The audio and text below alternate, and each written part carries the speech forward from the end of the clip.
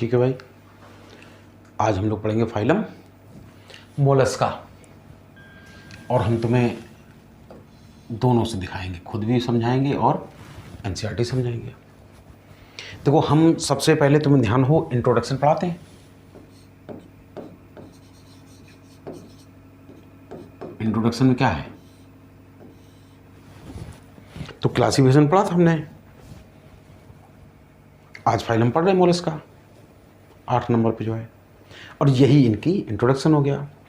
Bilaterally symmetrical triploblastic coelomate with organ system grade body organisation ना। देखो भाई, bilaterally symmetrical triploblastic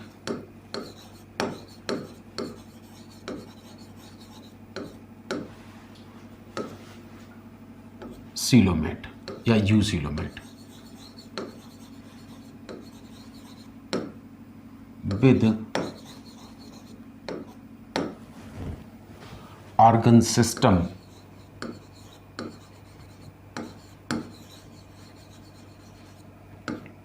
level of body organisation.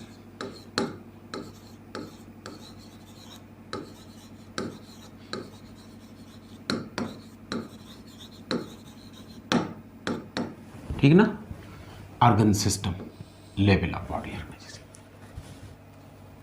तो हम तुमसे कहते हैं कि ये सब कुछ लिखा है एनसीईआरटी। देखो ना, यहाँ क्या लिखा, बाइलेटरली सिमेट्रिकल भी लिखा है, ट्रिप्लोब्लास्टिक भी है, सीलोमेट भी है, और अलग बात ऊपर लिख दिया कि organ system level of body organisation. ठीक है ना, ऐसे लिखने से थोड़ा हाईलाइट हो जाता है। ध्यान करो, इसके बाद हमने तुम्हें लार्जेस्ट फाइलम बताया था, कौन सा? आर्थ्रोपोडा, 2/3 स्पीसीज उसी में आती थी, और ये कहलाता है सेकेंड लार्जेस्ट फाइलम। ठीक, सेकेंड लार्जेस्ट फाइलम, टॉप पे ही लिख दिया सेकेंड लार्जेस्ट फाइलम। चलो हम थोड़ा सा हेडिंग डाल के पढ़ाते हैं तो याद आसानी से चीज़ें आ जाती हैं। और दूसरी हेडिंग हम डालते हैं हमेशा उनका निवास स्थान अर्थात हैबिटेट। तो हम तुम्हें बताएंगे कि मोलस्कन्स जो हैं जमीन पर हो सकते हैं अर्थात टेरेस्ट्रियल हो सकते हैं, पानी में हो सकते हैं एक्वेटिक, और हम तुम्हें बताएं कि नदी तालाब में तो हो ही सकते हैं, समुद्र में ऑक्टोपस पाया जाता है, स्क्विड पाए जाते हैं। तो एक्वेटिक में भी हम कह सकते हैं कि फ्रेश वाटर हो सकते हैं एज वेल एज समुद्री पानी में। हालांकि हम तुम्हें बताएं मोलस्कन्स एम्फीबियस भी हो सकते हैं, जल और थल दोनों में रह सकते हैं। तो ये भी हमने कुछ नई बात नहीं लिख दी, केवल हेडिंग डाल दी तो लग सकता है, लेकिन लिखा है कि मोलस्क्स आर टेरेस्ट्रियल और पानी वाले एक्वेटिक, उसमें भी समुद्री एज वेल एज नदी तालाब फ्रेश वाटर हो सकते हैं। इसके बाद हाँ, हेडिंग डाल के हम लोग पढ़ते हैं बॉडी स्ट्रक्चर। बड़ा अच्छा है, कहा जाता है कि प्रत्येक नाम के पीछे कोई राज है। जैसे कहा था आर्थ्रोपोडा, आर्थ्रस माने ज्वाइंट, पोडिया माने लेग। अरे भाई गठिया भाई हो जाती है, आर्थराइटिस कहते हैं ना, ज्वाइंटेड अपेंडेजेस होते थे। आर्थ्रोपोड्स का मोस्ट फंडामेंटल कैरेक्टरिस्टिक कहलाएगा। और यहाँ है मोलस्का, मोलिस माने होता है सॉफ्ट, इसलिए बड़ी अच्छी बात है कि बॉडी इनकी कैसी होती है, सॉफ्ट। छू तो लिबलिबी लगती है, सॉफ्ट तो बॉडी है ही, और छू तो लिबलिबी लगती है, मतलब स्लाइमी, अनसेगमेंटेड,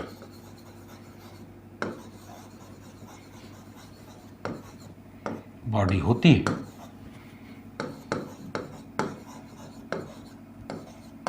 और चूंकि सॉफ्ट बॉडी है, कंकड़ पत्थर फेंक के मारोगे शरीर में चुभ जाएगा, घाव हो जाएगा।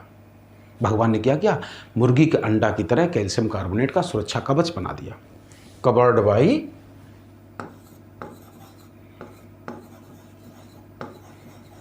Calcareous cell. ठीक है ना। तो ये भी सब लिखा है कि बॉडी जो होती है उसके ऊपर एक is covered by a calcareous cell. चलो अच्छा, हम तुम्हें थोड़ा सा बना के दिखाएं बॉडी। एक छोटा सा हम लोग नकली डायग्राम पढ़ लेंगे। ये जो बना रहे डायग्राम 2D है, 2 डायमेंशनल है। ऐसे मानना कि ये है बॉडी।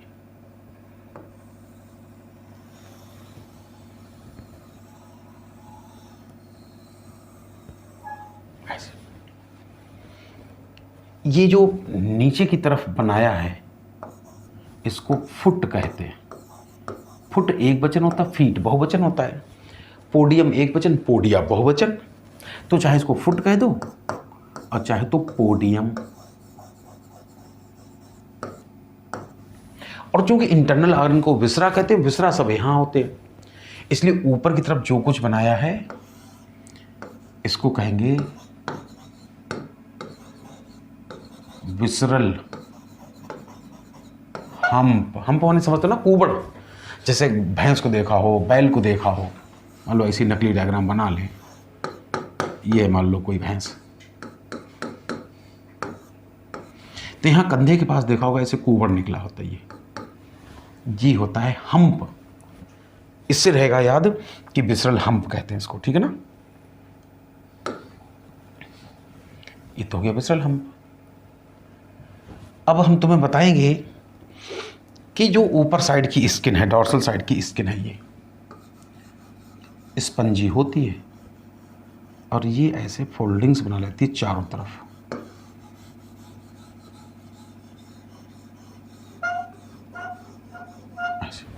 ऐसे मान लो, इसी को हमारी स्किन मान लो, तो ये ऐसे ऐसे ऐसे इधर से फोल्डिंग बना ले जिससे अंदर एक कैविटी बन जाए, इधर इधर इधर चारों तरफ से। इस डॉर्सल साइड की स्किन को तो कहते हैं मेंटल। फोल्डिंग से बनी कैविटी को कहते हैं मेंटल कैविटी।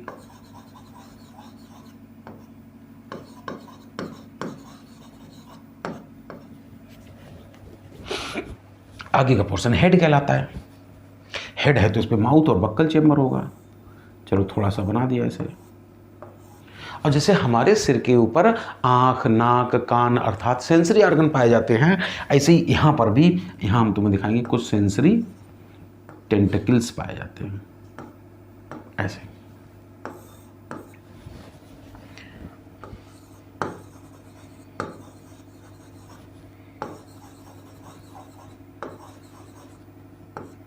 सेंसरी टेंटिकल्स पाए जाते हैं। अच्छा, जो मेंटल कैविटी है इसमें चिड़िया के फेदर जैसा दिखने वाला कोई एक ऑर्गन पाया जाता है जिसको गिल कहा जाता है या टीनिडियम कहा जाता है। ये ऐसा माउथ है तो हम तुम्हें बताएंगे माउथ के अंदर जैसे हमारे टंग होती है, यहां पर भी कुछ होता है। कोई ऐसे रेस्पिंग ऑर्गन होता है, घास को कुतरने वाला, चबाने वाला अंग होता है। ये बिल्कुल ऐसे टंग जैसा नहीं होता, हमने सिंपल करने के लिए बना दिया है। और इस घास को कुतरने वाले अर्थात रेस्पिंग ऑर्गन को रेडुला कहते हैं। चूंकि बॉडी पे कोई कंकड़ फेंक के मार दे चुभ न जाए, इसलिए कहा था अभी मुर्गी के अंडा की तरह भगवान ने कैल्शियम कार्बोनेट का ऐसे सुरक्षा कवच दे दिया। और इस कैलकेरियस कवरिंग को ही कहते थे सेल। ऐसे तो ऊपर का पोर्शन पूरा हो गया विसरल हम्प, आगे हो गया हेड, पीछे हो गया फुट या पोडियम। ठीक है। थोड़ा सा अभी हम इसको हटाए दे रहे जिससे हम तुम्हें कुछ और चीज़ें समझा सकें।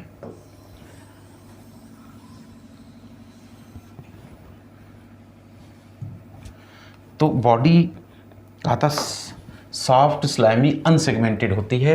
देखो ये बिल्कुल परेशान मत होना कि हम तुम्हें कुछ नया सा बता रहे हैं, यहाँ पर भी यही सब लिखा है। ये कि बॉडी होती है कैसी, अनसेगमेंटेड होती है।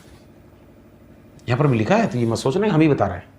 तो सॉफ्ट स्लाइम अनसेगमेंटेड बॉडी है, और साथ ही साथ कही गई थी कि विद बिल्कुल स्पष्ट अर्थात डिस्टिंक्ट क्या, हेड,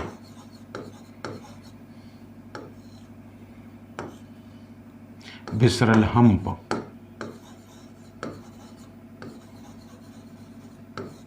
और फुट। ठीक, हाँ यही सब है, हेड, मस्कुलर फुट यानी पोडियम और विसरल हम्प। अलग बात है कि फुट पे हमने क्या बताया था, टेंटिकल्स, और हेड पर टेंटिकल्स, और विसरल हम्प में सारे विसरा, और साथ साथ फुट। अब फुट माने पैर, पैर क्या करेगा, टेरेस्ट्रियल होंगे तो उससे लोकोमोशन करेंगे, एक्वेटिक होंगे तो उससे स्विमिंग करेंगे, हो सकता गड्ढा खोदें, डिगिंग करें। हाँ ये अलग से जान सकते हो कि जैसे आर्थ्रोपोड्स में कहा था कि ट्रू सीलोम पूरे बॉडी कैविटी में नहीं होती, रिड्यूस्ड होती, वैसे यहाँ कह सकते हो इनकी भी जो ट्रू सीलोम होती है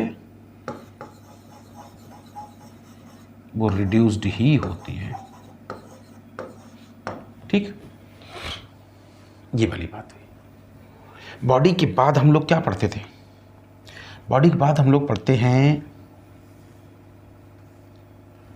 फिजियोलॉजी। फिजियोलॉजी में सबसे पहली हेडिंग डालते थे गैसियस एक्सचेंज, अर्थात रिस्पिरेशन की बात करेंगे। हालांकि इसके बाद हमें सर्कुलेशन की बात करनी चाहिए, लेकिन हम यहीं पर बता दे रहे, एक्सक्रीशन की बात पहले बता दे रहे। क्या अभी तो दिखाया था, जो गिल लाइक स्ट्रक्चर थी, फेदर लाइक स्ट्रक्चर थी, उसको क्या कहा था, कहा था गिल। और जब गिल है तो क्यों ना पानी में घुली हुई CO2 बाहर निकाल दें, पानी में घुली हुई ऑक्सीजन अंदर ले लें, पानी में घुली हुई अमोनिया को बाहर निकाल दें, तो कोई स्पेशल स्ट्रक्चर नहीं होती। हम तुमसे कहेंगे कि चाहे गैसियस एक्सचेंज हो और चाहे एक्सक्रीशन कैसे होता है, बाई गिल्स द्वारा होता है, बाई गिल्स द्वारा होता है। लिखा है they have respiratory as well as excretory functions. Anterior head region has sensory tentacles, हम तुम्हें अभी दिखाए थे डायग्राम बना के। Mouth contains file like rasping organ, और जो फीडिंग में मदद करता था नाम था रेडुला। तो यहां तक तो नहीं बताएंगे। इसके बाद हम लोग हेडिंग पढ़ा करते हैं, वैसे अगर एक्सक्रीशन के बाद हमें पहले ही पढ़ना चाहिए था, लेकिन अब बात कर ले रहे हैं हम लोग सर्कुलेशन की। एनसीईआरटी में नहीं कोई जिक्र दिया, कोई बात नहीं, कोई नई बात भी नहीं जो तुम्हें याद ना रहे। सर्कुलेशन में अच्छा बताओ, सबसे पहले ब्लड वैस्कुलर सिस्टम कहाँ शुरू हुआ था, एनलिडा में, कार्डिएटा तक सभी में पाया गया। और पहला फाइलम अर्थात एनलिडा, आखिरी फाइलम अर्थात कार्डिएटा छोड़ दो, बाकी सब में कैसा था, ओपन टाइप था। चाहे आर्थ्रोपोडा हो, मोलस्का हो, इकाइनोडर्मेटा हो, यहाँ तक कि हेमिकार्डिटा ही क्यों ना हो। तो दो शब्द कोई नए थोड़ी लिखी एनसीईआरटी, ना लिखे कि ओपन टाइप ब्लड सर्कुलेशन होता है।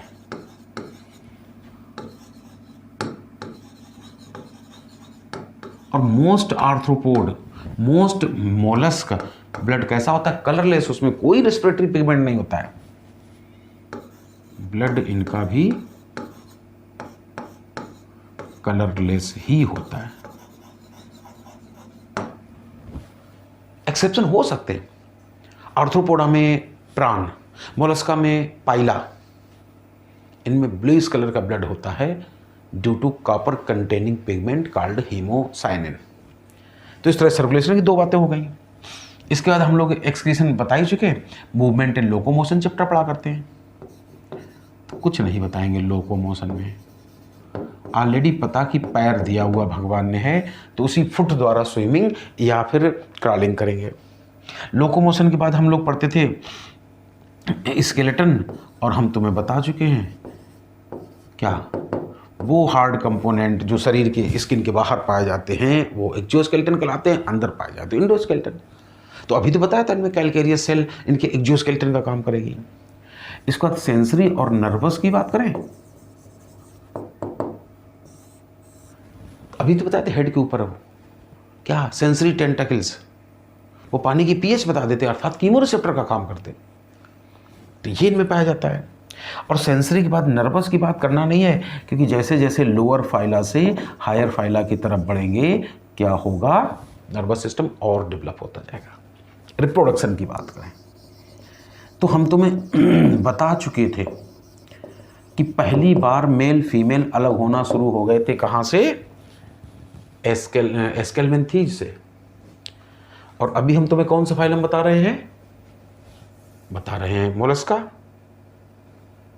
और जब मोलस्का बता रहे हैं फाइलम, तो फिर हम तुम्हें ये अब नहीं बताएं, बीच में एनलेडा ठीक अपवाद आ गए थे, तो एस्केलमेंथीज के बाद वैसे सेक्स सेपरेट होना शुरू हो गए थे। एनिमल्स यूनिसेक्सुअल होना शुरू हो गए थे, चाहे तो कह दो यूनिसेक्सुअल और चाहे कह दो डायसियस।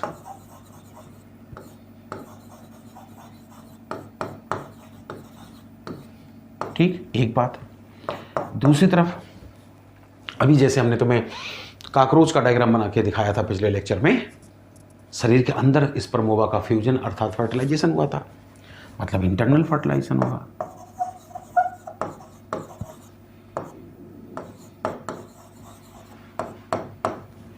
दूसरी बात क्या बताते हैं रोज, ऐसा एम्ब्रियोनिक डेवलपमेंट जिसमें लार्वा बनता है उसको क्या कहते हैं, direct development, without larva, direct with larva, indirect. अब यहाँ लार्वा वार्वा दिए नहीं है, बस इतना लिख दिया कि ठीक है भाई यूजली यूनिसेक्सुअल अर्थात डायसियस होते हैं, एंड ओवी पैरस। तो अब क्यों बताएं हम ओवी पैरस, तुमसे कहते हैं कि फाइलम कार्डेटा का ऑर्डर जो मैमेलिया होता है जिसमें स्तनधारी कहलाते हैं, उनके ब्रेस्ट होते हैं, उनको भी प्रोटोथीरिया, मेटाथीरिया, यूथीरिया बांटा जाता है। यू माने ट्रू, थीरिया माने प्लेसेंटल, अर्थात ट्रू प्लेसेंटल मैमल होते हैं, बच्चों को जन्म देते हैं यूथीरियंस। बाकी सबको भगवान ने अंडे देने के लिए बनाया, ओवी पैरस बनाया। बायोलॉजी है, साइंस ऑफ एक्सेप्शन कर हो सकती है, हो सकता है कोई समुद्री फिश बेबी पैरस हो जाए, हो सकता है स्कॉर्पियन बेबी पैरस हो जाए, कोई स्नेक बेबी पैरस, ये एक आध अपवाद चलता है, लेकिन यूथीरियन मैमल्स के अलावा सभी ओवी पैरस होते हैं। तो ये भी ओवी पैरस होंगे मोस्टली, यूनिसेक्सुअल होते हैं मोस्टली, इंटरनल फर्टिलाइजेशन होगा। चूंकि लार्वा होते हैं इनके जीवन में भी, अब नहीं दिए तो अलग बात है, वरना हमें बेलिजर लार्वा पढ़ाया जाता था, ग्लोचिडियम लार्वा पढ़ाया जाता था, ट्रोकोफोर लार्वा पढ़ाया जाता था, और लार्वल वाली लाइफ साइकिल को इनडायरेक्ट डेवलपमेंट कहेंगे। तो इनमें भी होता है इनडायरेक्ट डेवलपमेंट।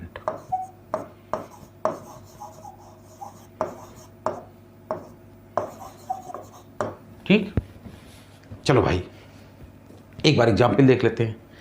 पहला एग्जाम्पल दिया है पाइला, क्या नाम है, कॉमनली क्या कहते हैं, एप्पल स्नेल, घोंगा कहते हैं इसी को।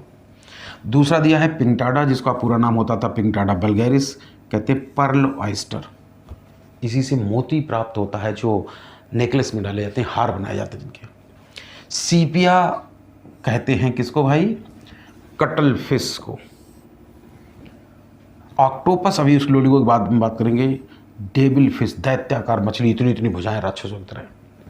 तो हम तुम्हें एक बात बताते हैं, कभी कभी इनडायरेक्ट सवाल पूछा जाता है कि इनमें से कौन ट्रू फिश नहीं है। जब कार्डेटा पढ़ाएंगे उसके एक सबफाइलम वर्टिब्रेटा के सुपर क्लास में पाइसेस होता है, जिसमें मेंबर आते हैं, वही ट्रू फिश कहलाते हैं। इससे पहले कोई भी किसी के नाम में फिश लगाओ, ट्रू फिश नहीं होता है। जैसे फाइलम सिलेंटेटा पढ़ते समय जेली फिश पढ़ा था, ऑरेलिया को कहा था, ट्रू फिश नहीं थी। आर्थ्रोपोडा में हमने लेपिज्मा का नाम बताया था, सिल्वर फिश कहा था, ट्रू फिश नहीं थी। आज हम तुम्हें कटल फिश और डेविल फिश बता रहे हैं, ट्रू फिश नहीं है। इकाइनोडर्मेटा में स्टार फिश पढ़ाएंगे, ट्रू फिश नहीं है। साइक्लोस्टोमेटा में हैग फिश लिखेंगे, ट्रू फिश नहीं है। सिर्फ पाइसेस के मेंबर ही ट्रू फिश होते हैं। तो इस तरह से इनका नाम ध्यान रखना। साथ ही साथ स्क्विड या लोलिगो को कहते हैं। एप्लीजिया का नाम जरूर याद रखना, क्या कहते हैं, सी हेयर, समुद्री खरहा। देखो एक शब्द होता है रैबिट, एक होता है हेयर। तीन भाई होता था खरगोश, एक नाम ऑरिक्टोलेगस होता था, एक नाम लीपस होता था। तो इसको समुद्री खरगोश नहीं, समुद्री खरहा कहते हैं। और इसका नाम तो बड़ा सुंदर है, डेंटेलियम यानी कि टस्क सेल। भाई हाथी का दांत जो बाहर से दिखता है उसको टस्क कहते हैं। तो इसकी जो कैल्केरियस सेल है वो हाथी दांत जैसी दिखती है, जो सेल है वो टस्क जैसी दिखती है। और मान दांत के डॉक्टरों को डेंटिस्ट कहते हैं। डेंटेलियम नाम मिलता जुलता है, टस्क सेल कहते हैं। और इतने अपने आप में इतना ही सवाल आया था कि काइटन का साइंटिफिक नेम क्या है, कीटोप्ल्यूरा। ठीक है ना। तो इस तरह से कुछ भी नया नहीं है, सब एनसीईआरटी बेस्ड ही है, मन का भ्रम है केवल। बस थोड़ा सा डायग्राम बना देते हैं, हेडिंग डाल देते हैं, चीज़ें स्पष्ट दिखना शुरू हो जाती हैं। तो ख़त्म हो गया फाइलम। चलो एक बार हम लोग पूरी बातें सुन लेते हैं। अभी सबसे पहले इंट्रोडक्शन हेडिंग डाली थी, ध्यान करो। तब हमने उसमें यही कहा था कि bilaterally symmetrical triploblastic eucoelomate with organ system level of body organization, introduction के नाम पे बताया था। फिर हमने हैबिटेट में क्या बताया था कि मे बी टेरेस्ट्रियल अर्थात जमीन पे हो सकते हैं और इक्वेटिक हो सकते हैं, इक्वेटिक में दोनों बताया था। फिर जब हमने बॉडी बताई तो क्या लिखा था कि बॉडी के 3 पार्ट होते हैं, हेड, मस्कुलर फुट और विसरल हम्प। मस्कुलर फुट को हमने पोडियम कहा था। ये कहा था डॉर्सल साइड की स्पंजी स्किन को क्या कहा था, मेंटल कहा था। तो soft spongy layer of skin form A mental बोला था। और कहा था मेंटल के ऊपर कैल्केरियस कवरिंग होती है जिसको क्या कहा था, सेल कहा था हमने, याद आया। और सॉफ्ट स्लाइमी अनसेगमेंटेड शब्द कहा था, भूलना मत इसको। या इसी सवाल आया था 4 ऑप्शन देके कि इनमें से कौन की बॉडी, किस फाइलम की मेंबर की बॉडी अनसेगमेंटेड थी। कैल्केरियस सेल बता चुके थे। हमने कहा था डॉर्सल साइड की स्किन जब फोल्ड कर जाती थी तो कैविटी बन जाती थी, क्या उसको कहते, मेंटल कैविटी बता चुके हैं तुम्हें। उसमें पाए जाने वाले फेदर लाइक स्ट्रक्चर को क्या कहा था, गिल्स या टीनिडियम कहा था, या बहुवचन टीनिडिया। किस काम में मदद करती थी, gases exchange as well as nitrogenous waste के रिमूवल में। आगे की पोर्शन को क्या कहा था, हेड रीजन कहा था, जिस पर हमने तुम्हें सेंसरी टेंटाकिल्स बताए थे। माउथ में एक रेती जैसा ऑर्गन दिखाया था जो रेस्पिंग में अर्थात भोजन को कुतरने में मदद करता था। और भोजन कुतरेगा तो खाएगा ही, फीडिंग ही करेगा। नाम क्या होता था उसका, रेडुला बताया था। सेंसरी सिस्टम में पढ़ गया था। रिप्रोडक्टिव सिस्टम में कहा था यूजुअली कैसे होते हैं, यूनिसेक्सुअल मतलब डायसेक्स होते हैं। मैमल्स को छोड़ दिया जाए सभी अंडे देने वाले ही होते हैं, वो भी पैरस होते हैं। इनडायरेक्ट डेवलपमेंट क्यों कहा, क्योंकि हमें 3-3 लार्वा पढ़ाए जाते थे। और ये सारे एग्जाम्पल, ठीक है ना। बस थोड़ा सा 2 शब्द अलग से बता दें, मन हो तो पढ़ना, नहीं तो मत पढ़ना। हम तुम्हें थोड़ा सा एक तो कुछ शब्द स्क्विड के बारे में बता दें और कुछ थोड़ा सा पर्ल ऑयस्टर के बारे में। जैसे स्क्विड होता है लोलिगो जिसको कहते थे, पानी में रहता है, समुद्र में रहता है। अब हम उसका डायग्राम तो नहीं बना पाएंगे। अब मान लो ये है स्क्विड, ऐसे ही बनाए दे रहे हैं, ठीक। क्या इसकी खास बात होती है, जैसे तुमने कभी दीपावली पे रॉकेट चलाया, उसमें माचिस छुआते हैं तो वो न्यूटन्स 3rd लॉ के अनुसार क्रिया प्रतिक्रिया नियम के अनुसार ऊपर जाता है। बारूद फोर्सफुली नीचे निकलती है, मिसाइल जब लॉन्च की जाती है तो वो ऊपर की तरफ जाता है। या कभी काम करना, गुब्बारे में हवा भर के उसकी मुंह छोड़ देना, देखोगे हवा इधर निकलेगी, गुब्बारा इधर जाएगा। तो इसके लिए यही कहा जाता है कि ये स्विमिंग फुट से नहीं करता है, बल्कि बड़ी तेज पानी की धारा बाहर निकालता है और जिसकी वजह से ही आगे की तरफ चला जाता है। जेट प्रोपल्सन मेथड से चलता है, एक बात। दूसरी बात है, अगर कोई दुश्मन इसको दौड़ाए तो ये करता है एक ब्लू कलर की इंक छोड़ देता है। और सोचो जहां पर पानी में इंक घुल जाएगी वहां पानी हो जाएगा टर्बिड, हो जाएगा, धुंधला पड़ जाएगा। नतीजा ये जो दुश्मन इसको ढूंढ रहा है ये कंफ्यूज हो जाता है कि ये इसको इधर चला गया कि सामने चला गया कि नीचे चला गया। तो इस तरह से ये स्मोक स्क्रीन बना देता है ऑफेंस डिफेंस के लिए। जब इसको अटैक करना होता तब भी ऐसे इसका मदद लेता है, आत्मरक्षा डिफेंस करना हो तो भी इसकी मदद लेता है। तो 2 ही शब्द इसमें जानना बस स्क्विड में, एक तो जेट प्रोपल्सन मेथड से चलता है और ये स्मोक स्क्रीन पैदा कर देता है, पानी में एक ब्लू कलर की इंक छोड़ देता है। 2 शब्द ऐसे ही हैं पर्ल के बारे में, पर्ल ऑयस्टर के बारे में। ये कह रहे थे कि जैसे मान लो ये है जनरल डायग्राम, ठीक। ऊपर की स्किन को बता ही चुके थे, डॉर्सल साइड की स्किन को मेंटल कहते हैं, सॉफ्ट स्पंजी स्किन को। और इसी के ऊपर कैल्शियम कार्बोनेट की भी कवरिंग बताई थी। सेल कहा था जिसको, चलो बना दें। अच्छा ऐसे, अब हमारी शर्ट को ही सेल मान लो और अंदर स्किन, उसको मेंटल मान लो। सोचो तुम हमारी शर्ट और स्किन के बीच में जैंतियम फंसा दो। जैंतियम ना समझते हो तो धतूरा देखा हो जो शंकर भगवान पे चढ़ाते हैं, उसको फंसा दो, क्या होगा? धतूरा के कांटे हमें चुभेंगे, हमें इरिटेट करेगा। तो ऐसा ही होता है, कोई सेल और मेंटल के बीच में यहां पर कोई जब फॉरेन पार्टिकल आ जाता है ऐसे, ठीक है ना, कोई फॉरेन पार्टिकल आ गया मान लो, तो वो इसको मेंटल को इरिटेट करता है। अब क्या कर सकते हैं? मत भूलना मोलस्क है, मैं उसके हाथ नहीं है हमारी तरह जो हाथ डाल के उसको फॉरेन पार्टिकल बाहर निकाल दें। एक काम है, अगर मम्मी रोटी बना रही हूं, उनसे गीला आटा लेके उसी धतूरा के ऊपर थोप दो तो कांटे अंदर छुप जाएंगे और चुभना बंद हो जाएगी। तो ऐसे ये क्या करता है, इसके ऊपर कोई केमिकल डिपॉजिट कर देता है जिसकी वजह से ये चुभना बंद हो जाता है, इसे इरिटेट करना बंद हो जाता है। और जो कुछ बनता है इसी को पर्ल कहते हैं, मोती कहते हैं, जिससे हार बनाए जाते हैं, नेकलेस। तो सवाल यह है कि आखिरकार पर्ल बनाने वाला केमिकल मैटर सिक्रीट कौन करता है, मेंटल या सेल? तो मत भूलना सेल कैल्शियम कार्बोनेट की है, पत्थर है वो, पत्थर से ब्लड भी नहीं निकलता, कुछ भी नहीं निकलता ब्लड। तो इसलिए जो केमिकल सिक्रीट किया गया वो स्किन ने सिक्रीट किया, जैसे हमारी स्किन से पसीना निकलता है, मेंटल सिक्रीट करती है। तो इस तरह से दो बातें बस जान लेना कि पर्ल ऑयस्टर में पर्ल कब बनता है, जब इन बिटवीन सेल और मेंटल कोई फॉरेन पार्टिकल आ जाता है। और पता तुम्हें, जापान वालों ने तो ज़बरदस्ती फॉरेन पार्टिकल इंसर्ट कर करके पर्ल बनाना शुरू कर दी, पूरी इंडस्ट्री पर डाल दी। पर्ल इंडस्ट्री के लिए चर्चित है जापान, और ज़रूरत नहीं है जानने की, फिर भी मिकी मोटो को फादर ऑफ पर्ल इंडस्ट्री कहते हैं, ठीक है ना। तो पूरा चैप्टर खत्म हो गया, बस इतना ही पढ़ेगा।